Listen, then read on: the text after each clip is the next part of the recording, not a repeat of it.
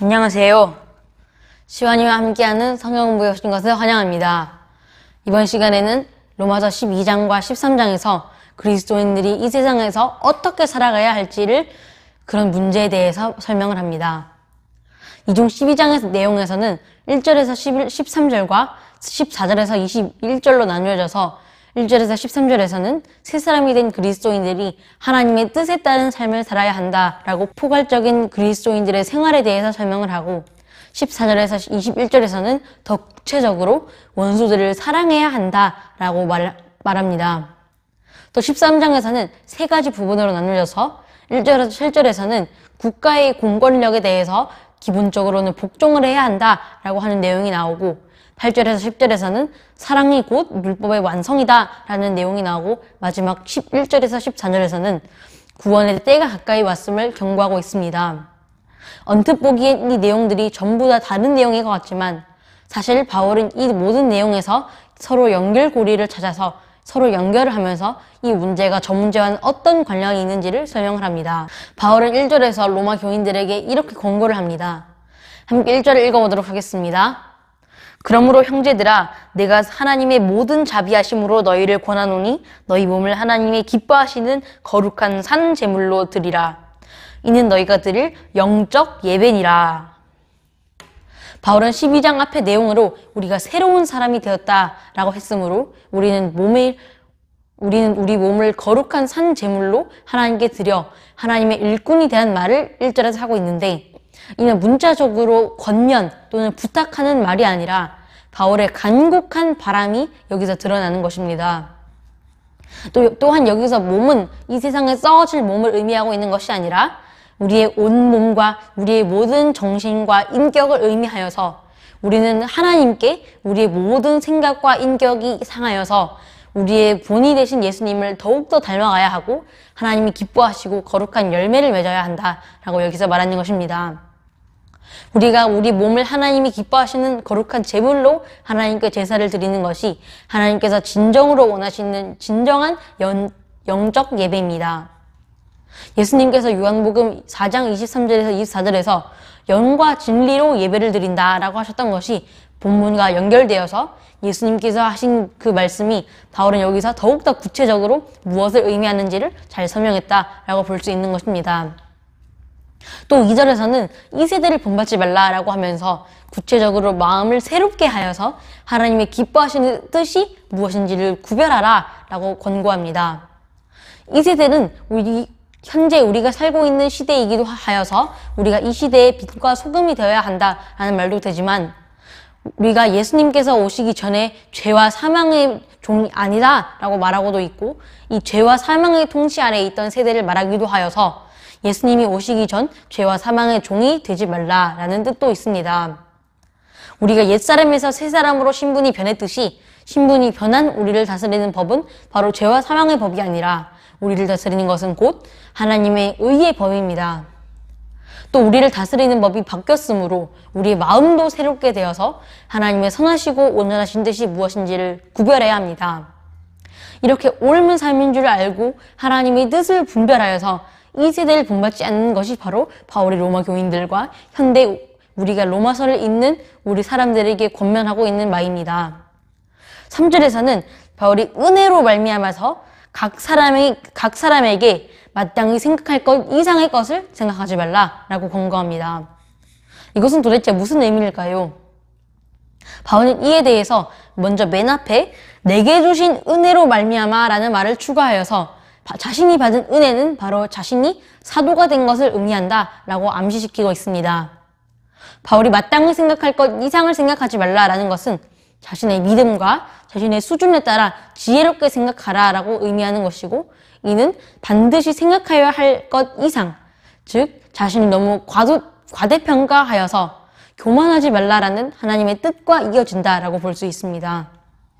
바울은 우리가 자신을 바로 알 것을 권면하고 있으며 인생에 있어서 가장 큰 위험 중 하나가 자신을 과대평가하여 교만하여져서 자신이 해야 할 것이 무엇인지를 구별하지 못한다라는 것임을 강조합니다.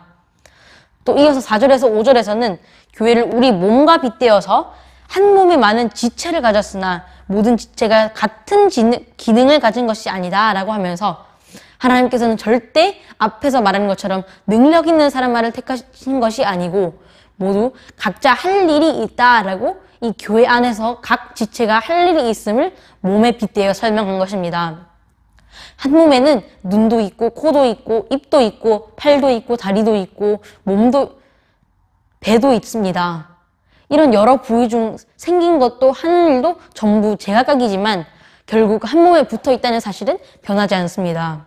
이처럼 교회 안에 있는 모든 사람들은 자신의 믿음의 분량과 하나님께서 맡기신 일이 전부 제각각 다르지만 모두 그리스도라는 한 몸 안에 있으므로 하나님을 위해 일한다는 사실은 결코 변하지 않습니다. 그래서 바울은 한 몸에 각각 다른 부위가 하는 일이 서로 다르다는 것을 하나님께서 주신 믿음의 분량이다 라고 표현한 것입니다. 바울은 한 몸에 있는 많은 지체의 이야기를 하고 나서 이렇게 많은 부위의 역할을 맡은 교회의 각 지체가 바로 자신이 할 일에 충성을 하고 그 이상의 것은 다른 지체가 할 일이므로 그들을 돕는 것 외에는 스스로 하려고 하는 것은 잘못된 것이다 라는 것임을 6절에서 8절, 또 9절에서 11절, 12절에서 13절 이렇게 세 종류로 나눠서 차례대로 설명을 합니다. 이 중 첫 번째 내용 6절에서 8절에서는 바울이 각 사람이 자신의 일에 대해서 최선을 다해 해야 한다는 것을 몇 직분을 예로 들어 설명을 합니다. 또 이어서 나오는 두 번째 내용 9절에서 11절에서는 사랑을 이웃 사랑과 하나님 사랑에 대해서 어떻게 사랑해야 하는 것인지를 설명하고 마지막 세 번째에서는 개인적인 행실과 교회 안에서의 행실을 따로 대조하면서 설명을 했습니다. 이어서 14절에서 21절에서는 우리를 핍박하는 자들에 대해서 우리가 핍박하는 자들조차도 사랑해야 한다라고 말하고 있습니다. 좀 더 포괄적으로 보자면 이 세상에서 자신의 원수를 포함한 모든 사람들에게 어떻게 대해야 하고 세상의 악을 어떻게 그리스도인들이 이겨내야 하는지를 설명하고 있는 것입니다. 이 내용도 앞부분처럼 총 3가지 내용으로 나뉩니다. 첫 번째는 자신을 핍박하는 자를 축복하고 다른 사람에게 관심을 기울이며 겸손해야 한다는 내용입니다. 표로 함께 보시도록 하겠습니다. 첫 번째로 14절에서는 핍박하는 자를 도리어 축복해야 하고 저주해서는 안 된다라고 14절에서 말하고 있고 이는 곧 우리가 바로 이 핍박하는 자들과 같은 위치에 있다라는 것을 말해주고 있습니다. 또 두 번째로 15절에서는 기뻐하는 자의 기쁨에 슬퍼하는 자의 슬픔에 함께 동참해야 한다라고 말하고 있고 세 번째로 16절 상반부에서는 서로 마음을 합하고자 하여서 교만하게 굴지 말고 낮은 위치를 취해서 겸손해야 한다라는 것을 강조합니다. 마지막으로 16절 하반절에서는 결코 스스로 지혜 있는 채 해서는 안 된다라고 말하면서 이 첫 번째 14절에서 16절에서는 공동체가 합하여져야 한다는 것을 강조하고 이렇게 공동체가 하나로 합하여지기 위해서는 그리스도를 머리로 삼아야 하고 모든 지체가 겸손해야 한다는 것을 강조합니다. 두 번째로 17절에서 18절에서는 가능한 모든 사람과 화평한 관계를 유지해야 한다는 것입니다. 표에서는 아무에게도 악을 행하지 말고 항상 선한 일을 해야 한다라고 말하고 있고 두 번째로는 모든 사람들과 화평한 관계를 유지해야 한다라고 말하고 있습니다. 마지막으로 세 번째는 개인적인 원수를 스스로 보복하지 말고 다윗처럼 손으로 원수의 악을 이겨서 하나님의 보복하심을 기다려야 한다라는 것입니다. 첫 번째로 19절에서는 원수를 직접 갚으면 안 되고 하나님께 우리의 원수를 맡겨야 하는 이유는 하나님께서 반드시 우리의 원수를 갚으실 것을 약속하셨기 때문입니다. 두 번째로 원수가 공경에 처해 있을 때에는 우리가 그 원수들을 보면서 악한 일을 하더니 꼴 좋다라고 비웃는 것이 아니라 그럴 때에도 우리는 원수들에게 선을 베풀어야 한다라는 것이고 세 번째로 이 두 번째 일의 결과로 오히려 원수의 머리에 숯불을 쌓아두는 것과 같은 효과를 내어서 하나님께서는 우리의 이런 선한 행동으로 원수들까지도 포용하는 것을 보시고 하나님께서는 우리의 원수까지도 보복하여 주신다는 것을 우리는 확신할 수가 있습니다. 마지막으로 21절에서는 우리가 악에 지지 말고 선으로 악을 이겨야 한다라고 말하면서 바울은 12장에서 결국에는 악에 지지 말고 선으로 악을 이겨야 한다라면서 우리가 그렇게 악에게 악으로 복수를 한다는 것은 우리가 곧 악을 선으로 갚는 것이 아니라 악을 악으로 갚아서 우리도 그들과 같은 사람이 된다라는 것을 말하고 있는 것입니다. 또 13장에서 제일 첫 번째 부분인 1절에서 7절에서는 우리가 먼저 세상의 권세, 즉 국가에 대해서 복종해야 한다라고 말하는데, 이것은 곧 국가의 권세가 바로 하나님께서 주신 권세이기 때문이다 라고 말하고 있습니다. 이에 대해서 국가의 권세를 거스르는 것이 곧 하나님의 권세를 거스른다 라고 하여서 국가의 권세는 권위가 있음을 말해주고 있습니다. 그렇다면 국가가 나라의 법도 무시하고 독재를 펼친다면 어떨까요? 이는 문맥상 12장 후반부에서 하나님께서 친히 원수를 갚으실 것이다 라는 내용과도 연결이 됩니다. 그래서 만일 하나님께서 주신 권세를 국가가 그것을 남용하여서 잘못된 것으로 사용한다면 하나님께서는 그에 대한 보복을 하실 것이고, 우리는 국가에 대해 세금을 내고 충성해야 하는 이유가 바로 하나님께서 국가에게 권세를 주셨기 때문이기도 합니다. 또 이 국가에 대한 충성은 우리가 주 안에서 국가에 순종해야 한다라는 전제를 세워놓고 해야 합니다. 만약 국가가 하나님의 뜻에 부합한 행동으로 또는 정책으로 나라를 다스린다면, 그렇다면 하나님께서는 그 나라에는 반드시 복을 내려주실 것이지만, 만약 국가가 하나님의 뜻에 이외되는 일을 할 때, 예를 들어 코로나 같은 특별한 이유를 제외하고 예배를 드리지 못하게 하거나 교회를 폐쇄하고 기독교인들을 박해할 때, 하나님께서는 이들을 보시고 하나님의 나라 확장을 위해 힘쓰는 교회를 핍박하는 자들을 반드시 몇 배로 또는 몇백 배로 더하게 반드시 처벌하실 것이기 때문에 우리는 이런 핍박에 굴하면 안 됩니다. 함께 3절에서 5절을 읽어보도록 하겠습니다. 다스리는 자들은 선한 일에 대하여 두려움이 되지 않고 악한 일에 대하여 드나니 내가 권세를 두려워하지 아니하려느냐? 선을 행하라. 그리하면 그에게 칭찬을 받으리라. 그는 하나님의 사역자가 되어 내게 선을 베푸는 자니라. 그러나 내가 악을 행하든 두려워하라. 그가 공연히 칼을 가지지 아니하였으니 곧 하나님의 사역자가 되어 악을 행하는 자에게 진노하심을 따라 보응하는 자니라. 그러므로 복종하지 아니할 수 없으니 진노 때문에 할 것이 아니라 양심을 따라 할 것이라. 3절에서 5절에서 바울이 나라를 다스리는 위정자들이 악을 제어하기 위해 하는 권세는 모두 하나님께서 주신 권세임을 말하고 있습니다. 그래서 정당한 국가 권력의 집행자인 다스리는 사람들에 대해서 선한 일을 행한 사람들은 두려울 것이 없지만 악을 행하는 사람들은 결국엔 두려워하게 되어 있다라는 사실을 바울은 성도들에게 적극적으로 선을 행할 것을 권면하고 있는 것입니다. 이는 그리스도인들이 이 세상에서 선한 영향력을 미쳐서 교회 다니는 사람들은 예수님을 믿는 사람들은 저렇게 선하고 착한 행실을 하는구나 라고 하여서 하나님께 영광을 돌려야 한다는 것입니다. 4절에서는 국가의 통치자와 관리들이 하나님께서 세우신 직접적인 목적이 바로 기록되어 있습니다. 이것은 곧 국민들로 하여금 선을 이루게 하기 위함입니다. 따라서 국가의 통치자들은 이 땅에서 하나님의 선을 이루고 진노에 따라 보응하시는 하나님의 대리직을 일시적으로 시행하는 역할을 담당합니다. 이 내용이 국가들의 통치자들이 악을 제어하기 위한 하나님의 위임이라는 전제하에서 성도들은 통치자에게 복종하는데 두려운 마음으로 억지로 할 것이 아니라 양심으로부터 복종할 것을 여기서 권면하고 있는 것입니다. 또한 그리스도인들은 국가 통치자의 권세에 복종하는 데 있어서 공권력의 공포심이 아니라 최소한 하나님께서 사람들에게 주신 좋은 선물인 양심의 판단에 따른 행동이 동기가 되어서 하나님께서 권세를 주셨다라는 것에 대해서 그런 행동의 동기가 되어야 함을 여기서 강조하고 있는 것입니다.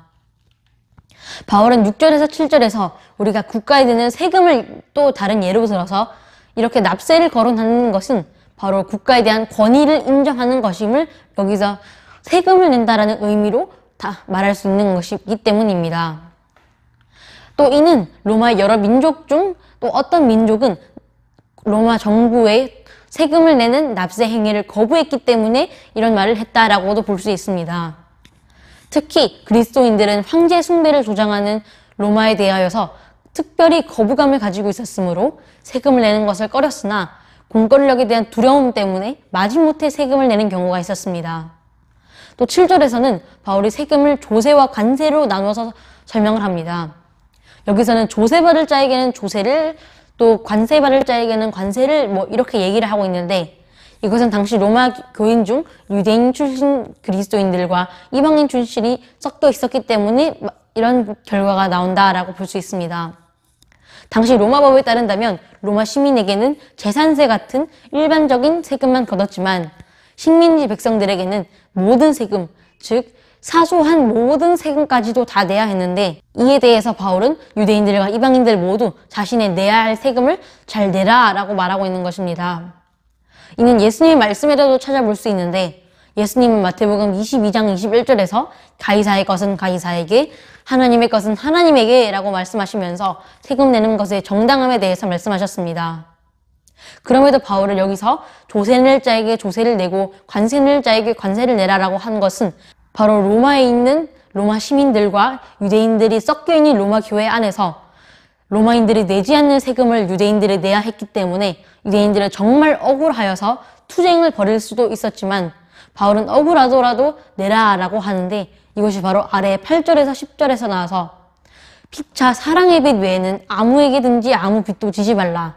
남을 사랑하는 자는 율법을 다 이루었느니라 라는 8절의 말씀과도 연결이 됩니다. 바울은 아무에게도 사랑의 빚 외에는 아무에게도 빚을 지지 말라라고 합니다. 도대체 이것은 무슨 의미일까요?